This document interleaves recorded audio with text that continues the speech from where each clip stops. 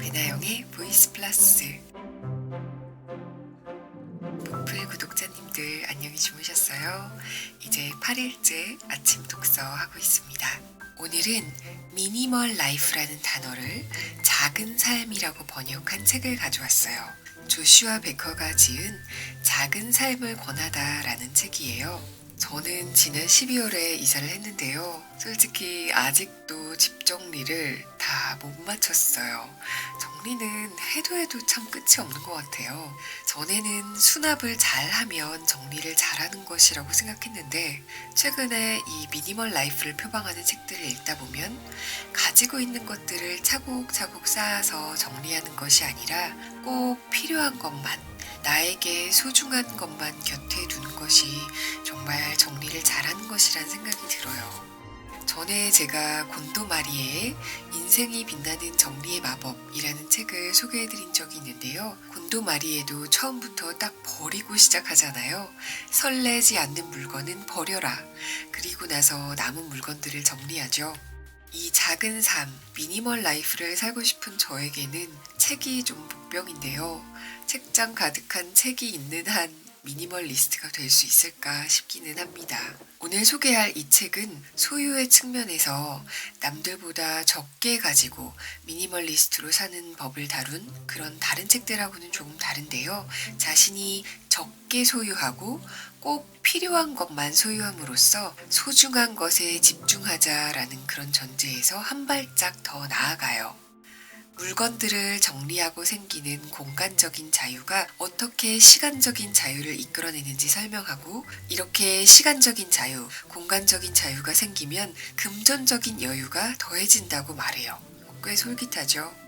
더 나아가 새롭게 얻은 이런 자유를 나만 좋자고 쓰는 게 아니라 더 훌륭한 선택, 다른 사람의 인생을 좀 더 나은 방향으로 인도하게끔 유도해요. 작게는 나에게 필요 없는 물품을 기부하는 것부터 시작해서, 크게는 이런 여유로워진 시간에 자원봉사를 한다던가 남을 도울 수 있는 프로젝트를 구상한다던가 이런 좀 큰 목표를 제시하죠. 욕심을 덜어내고 내 삶에 만족하는 법, 미니멀 라이프를 권하는 책, 작은 삶을 권하다 읽어볼게요. 작은 삶을 권하다. 조슈아 베커 지음, 이은선 옮김, 와이즈맵. 사람들의 착각, 작은 삶의 핵심은 정리정돈이다. 물론 정리정돈도 중요하다. 하지만 그게 곧 작은 삶은 아니다. 잉여를 해결하지 않은 단순한 정리정돈은 임시방편에 불과하다. 게다가 똑같은 과정을 몇 번이고 반복해야 한다. 나처럼 작은 삶을 살고 있는 친구 커트니 카버는 딱 잘라서 얘기한다. 정리정돈이 효과가 있었다면 진작 잡동사니 문제가 해결되지 않았겠어? 정리정돈은 기본적으로 자리를 바꾸는 것에 불과하다.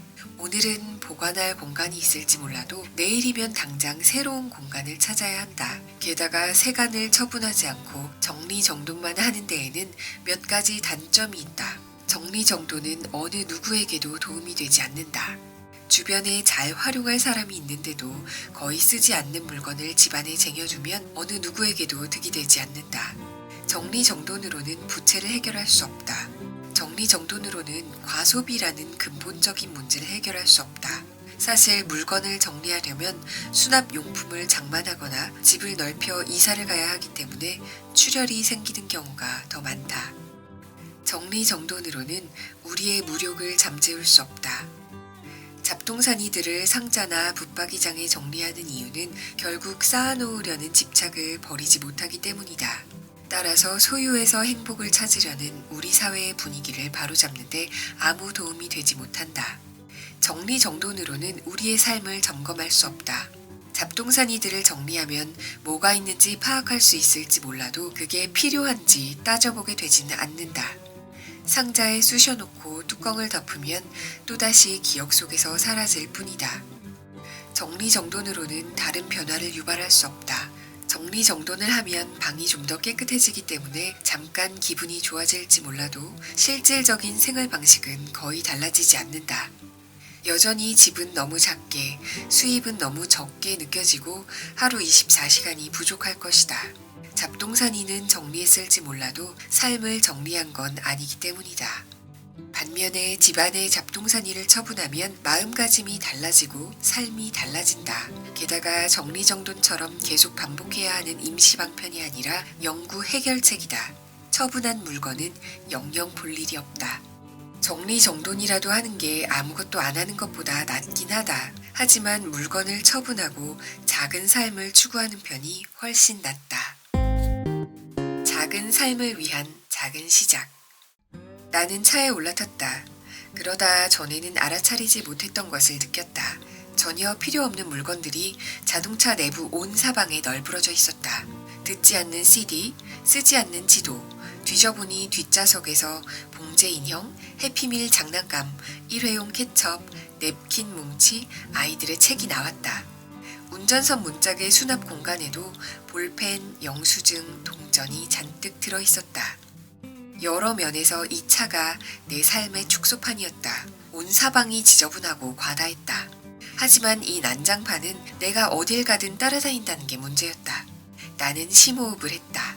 그런 다음 이보다 더 쉬운 출발점은 없겠다는 결론을 내렸다. 비닐봉지를 꺼내 차 안에 둘 필요가 없는 물건들을 모조리 집어넣었다. 등록증과 보험증서, 설명서만 글러브 박스에 남겨두고 나머지는 모두 꺼냈다. 그런 다음 봉지는 한쪽 구석에 던져놓고 나중에 정리하기로 했다. 차를 청소하는 그 간단한 행위를 통해 작은 삶을 향한 우리 가족의 여정이 정식으로 시작됐다. 청소하는 데는 15분도 채 걸리지 않았다. 그 기분 좋은 효과는 즉각적으로 느낄 수 있었다. 다음 날인 일요일 아침 나는 일찌감치 일어났다. 옷을 갈아입고 아침 식사를 마친 후 차를 타러 나갔다. 나는 잡동사니 없이 새롭게 탄생한 그 차에 올라타던 순간을 지금도 생생하게 기억한다. 물리적인 공간 자체가 예전과 다르게 느껴졌다. 깨끗해지기만 한 게 아니라 더 차분해졌다. 농축된 한 줄기의 상쾌한 바람 같았다. 차에는 나의 신경을 분산시킬 만한 물건이 없었고 그 안에 있는 물건은 모두 이유가 있었다. 운전을 하는데 머릿속이 차분해지면서 앞으로 펼쳐질 하루에 집중이 되는 게 느껴졌다. 그 차분한 느낌과 집중력을 전면으로 확대하고 싶었다. 소비지상주의와 밀레니얼 세대. 어떻게 보면 밀레니얼 세대에게는 작은 삶이 자연스럽게 느껴질 수도 있다.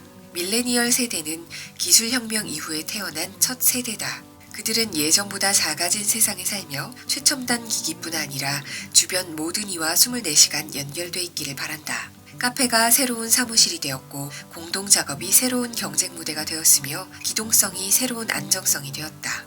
대다수의 밀레니얼 세대가 동의하겠지만 잡동사니로 가득한 집에서는 기동성 있는 생활 방식을 유지하기가 쉽지 않다. 이 세대는 모든 연령대를 통틀어 환경의식이 가장 투철하며 이것이 소비 습관에 지대한 영향을 미친다. 사람과 사람을 연결시켜주는 첨단 기술 덕분에 자전거, 자동차, 집과 같은 자산을 개인이 아니라 공동으로 소유하는 공유 경제의 가능성이 대두되었다. 소유보다는 접근성이 더 중요해진 것이다. 밀레니얼 세대는 작은 삶의 매력을 느낀다. 요즘에는 디자인도 이런 추세를 반영한다. 첨단 기술 덕분에 소유를 줄이는 것이 그 어느 때보다 수월해졌다. 그리고 작은 삶은 그들의 머릿속에 깊숙이 뿌리내리고 있는 가치관과 일맥상통하는 부분이 많다. 하지만 이 세대가 대불황기에 대학을 졸업하고 사회생활을 시작했다는 점을 간과하면 안 된다. 불완전 고용에 사상 유례 없는 금액의 학자금 대출이 더해졌기 때문에 밀레니얼 세대는 소비지상주의자가 되고 싶어도 쓸 수 있는 수입이 없다. 이들이 자라온 경제 환경 때문에 천성적으로 작은 삶을 지향하게 됐는지 이후에 호황으로 접어들면 이전 세대처럼 과소비의 덫에 빠질지 여부는 지켜볼 문제다. 밀레니얼 세대를 위해 전자였으면 좋겠지만 말이다. 당신이 밀레니얼 세대라면 우리 모두를 해방시킬 수 있는 새로운 작은 삶의 패러다임을 선도하면 어떨까?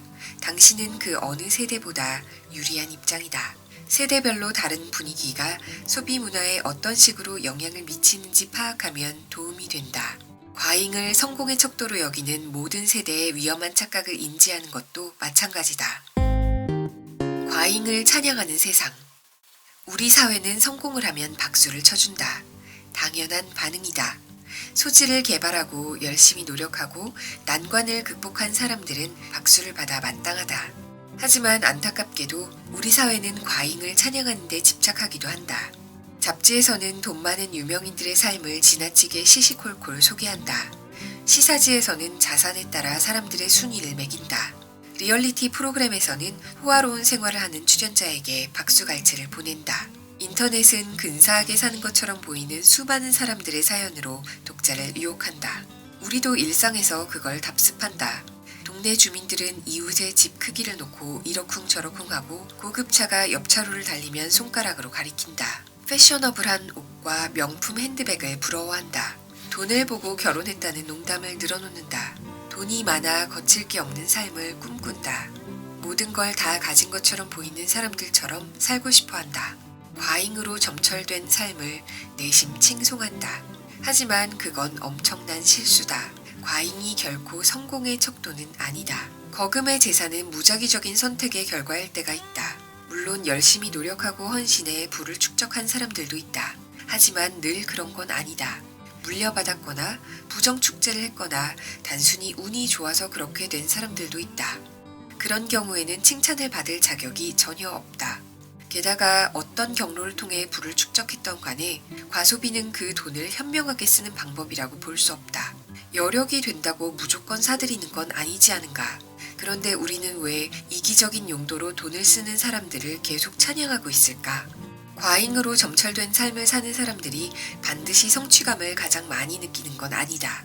단순한 삶에 만족하며 조용히 검소하게 사는 사람들이 가장 행복한 경우가 많다. 우리는 그런 선택을 찬양하고 그런 삶을 따라해야 한다. 성공한 사람들은 존경에 마땅하다. 하지만 과잉을 찬양하지는 말자. 그 둘의 차이점을 깨달으면 당신의 삶이 달라질 것이다.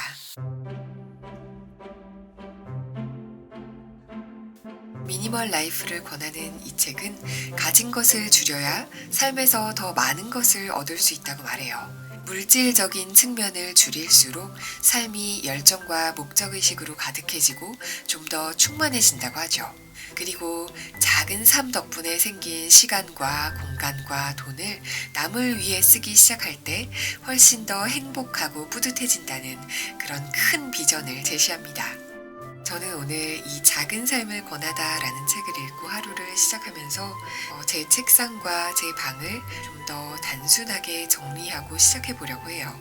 하루 10분 책 읽기로 시작하신 여러분들도 딱 10분 정도 주변 정리를 한 후에 하루를 시작하시면 어떨까요?